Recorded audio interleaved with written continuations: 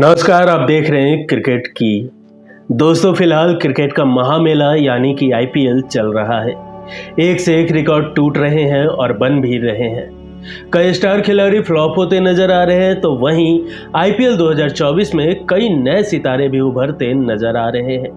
इन्हीं खिलाड़ी में एक नया सितारा है जो अचानक से ऐसा चमकना शुरू किया कि कितनों की आंखें चौंधियाने लगी।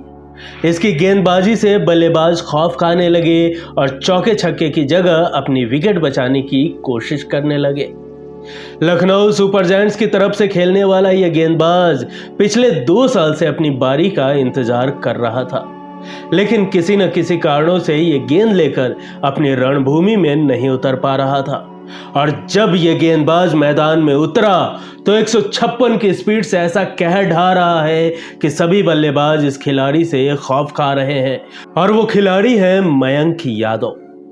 दोस्तों, मयंक यादव का ऐसा खतरनाक फास्ट बॉलर बनने का रास्ता इतना भी आसान नहीं रहा, लेकिन कैसे पिता की एक सलाह ने मयंक को बना दिया भारत का सबसे खतरनाक गेंदबाज जो अब आईपीएल में कहर ढा रहा है। तो चलिए कहानी शुरू से शुरू करते हैं। दोस्तों, मयंक यादव का जन्म 17 जुलाई 2002 को दिल्ली के मोती नगर इलाके में हुआ। दाएं हाथ से बुलेट की रफ्तार से गेंद डालने के साथ साथ लोअर ऑर्डर में ठीक ठाक बैटिंग भी कर लेते हैं। मयंक की स्कूलिंग पंजाबी बाग स्थित एमएस आर्या स्कूल से हुई है। पढ़ाई में ठीक ठाक थे, लेकिन पेस बॉलिंग से लगाव थोड़ा ज्यादा था। उन्होंने क्रिकेट के लिए स्कूल छोड़ने का फैसला किया तो घर में हंगामा मच गया। तब तक मयंक का चयन कहीं के लिए नहीं हो पाया था। मयंक ने अपने घर वालों से मात्र 6 महीने का वक्त मांगा और बोले कि अगर उसमें मुझसे कुछ नहीं होगा या मेरा चयन कहीं नहीं होता है तो जो आप बोलेंगे वो करूंगा। दोस्तों, अब आप सोच रहे होंगे कि मयंक के पास इतना आत्मविश्वास कहां से आया। तो आपको बता दूं कि इसका सबसे बड़ा कारण इनके पिता प्रभु यादव रहे हैं, जो कि ऑटोमोबाइल्स का बिजनेस करने के साथ साथ क्रिकेट के जबरा वाले फैन हैं। उन्होंने महज 5 साल की उम्र में मयंक को बल्ला और गेंद थमा दिया और वहीं से शुरुआत हुई मयंक के खौफनाक पेसर बनने की कहानी। एक इंटरव्यू के दौरान मयंक के पिता प्रभु यादव कहते हैं कि मुझे क्रिकेट से काफी लगाव था।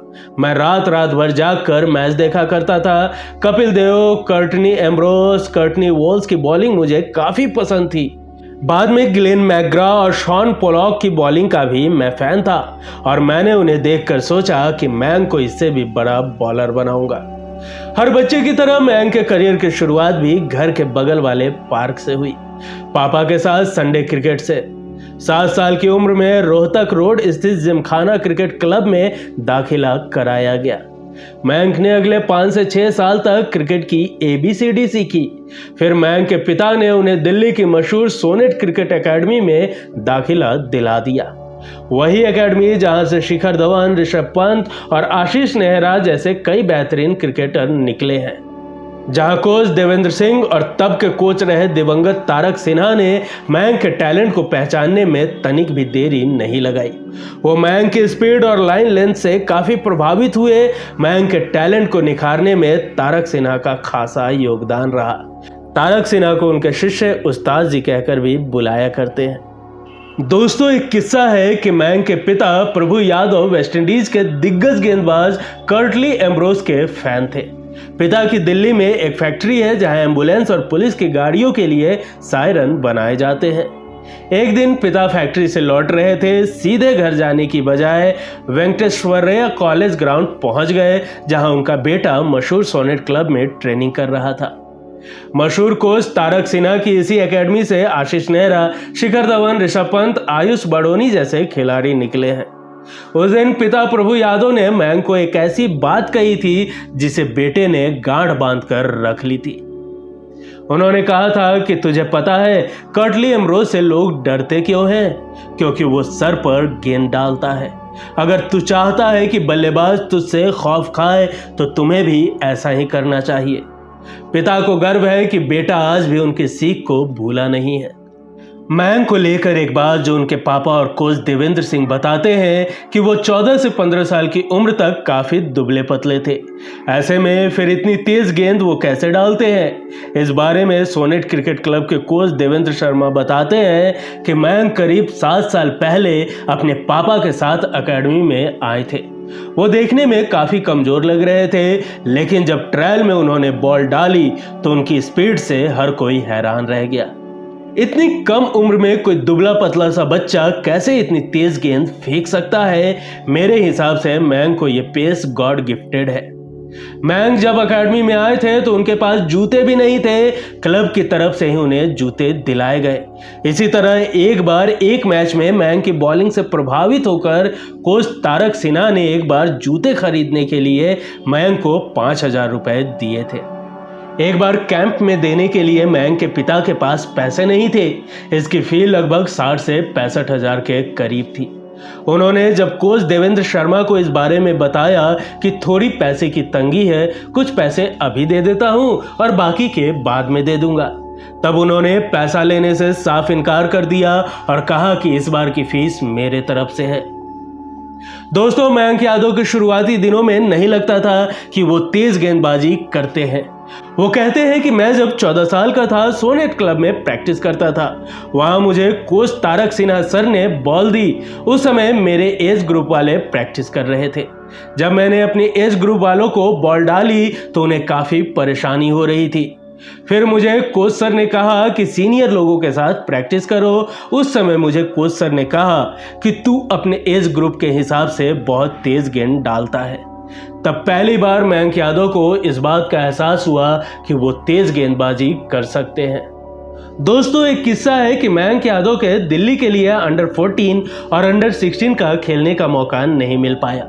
साल 2020 में मयंक यादव ने सर्विसेज की टीम की ओर से खेलने और नौकरी का ऑफर ठुकरा दिया था। कोच तारक सिन्हा इस बात को लेकर मयंक से गुस्सा हो गए थे।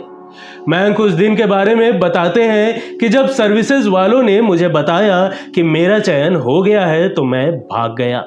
ट्रायल में मैंने अपना 50% भी नहीं दिया था। मैंने 3 या 4 बाउंसर फेंकी जिससे वे प्रभावित थे, लेकिन मैं दिल्ली के लिए खेलना चाहता था। मयंक गुस्साए तारक सिन्हा को समझाने की कोशिश कर रहे थे कि सर, मैं दिल्ली का लड़का हूं और यहीं से खेलना चाहता हूं। मयंक यादव ने किसी तरह उन्हें भरोसा दिलाया कि कभी न कभी उन्हें दिल्ली की टीम में मौका मिलेगा। दुर्भाग्यवश कोच तारक सिन्हा की कोविड के कारण 2021 में निधन हो गया। उनके जाने के 1 महीने बाद मयंक को विजय हजारे ट्रॉफी के लिए दिल्ली की टीम में शामिल कर लिया गया। मयंक की सबसे खास बात उनकी स्पीड और सटीक टप्पे वाली शॉर्ट पिच गेंद रही है, जिसका किसी भी बल्लेबाज के पास कोई जवाब नहीं रहा है। उनके कोच इसे गॉड गिफ्ट कहते हैं, जिसे मयंक ने नेट्स में लगातार बॉलिंग करके अपनी स्पीड को और बेहतर किया है। ESPN क्रिक इन्फो से जुड़े दया सागर की रिपोर्ट के मुताबिक विजय हजारे ट्रॉफी 2021-22 के अपने पहले ही सीजन में मयंक ने सबको खासा प्रभावित किया। उत्तर प्रदेश के खिलाफ एक मुकाबले में लखनऊ सुपर जायंट्स के असिस्टेंट कोच विजय दहिया उनसे खासे प्रभावित हुए। दहिया उस दौरान उत्तर प्रदेश और लखनऊ सुपर जायंट्स दोनों टीमों के कोचिंग स्टाफ का हिस्सा थे। दहिया ने मयंक की बॉलिंग की फुटेज देखी और काफी प्रभावित हुए, जिसके बाद लखनऊ सुपर जायंट्स ने साल 2022 में उन्हें 20 लाख रुपए में अपने साथ जोड़ लिया। मयंक को IPL 2022 में खेलने का मौका नहीं मिला, जबकि 2022-23 के घरेलू सीजन के दौरान उन्हें हैमस्ट्रिंग इंजरी हो गई। इस वजह से वो IPL 2023 से बाहर हो गए। वहीं 2023-24 के दौरान वो साइड स्ट्रेन का शिकार हुए। इस वजह से वो कई मुकाबलों में हिस्सा नहीं ले पाए।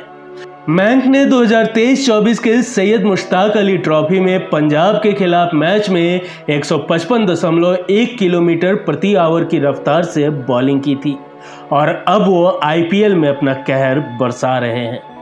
उनके करियर की बात करें तो मयंक दिल्ली के लिए अब तक 1 रणजी, 17 लिस्ट ए और 10 T20 मैच खेल चुके हैं, जिसमें उनके नाम कुल 51 विकेट्स हैं। मयंक ने पिछले साल हुए कर्नल CK नायडू ट्रॉफी में 6 मैचों में 15 विकेट अपने नाम किए थे, जबकि सैयद मुश्ताक अली T20 ट्रॉफी में मयंक ने 4 मैचों में 5 विकेट लिए थे। वापस आईपीएल पर लौटे तो मयंक ने पंजाब किंग्स के खिलाफ 24 गेंदों की अपनी स्पेल में 9 गेंदें 150 या उससे अधिक की गति से डाली। मयंक खुद को डेल स्टेन का फैन बताते हैं और उनकी गेंद में प्राइम स्टेन की झलक भी दिखती है। ऐसे में अब फैंस को उम्मीद है कि आगे आने वाले मुकाबलों में भी हमें मयंक की तरफ से ऐसी ही शानदार बॉलिंग देखने को मिलेगी।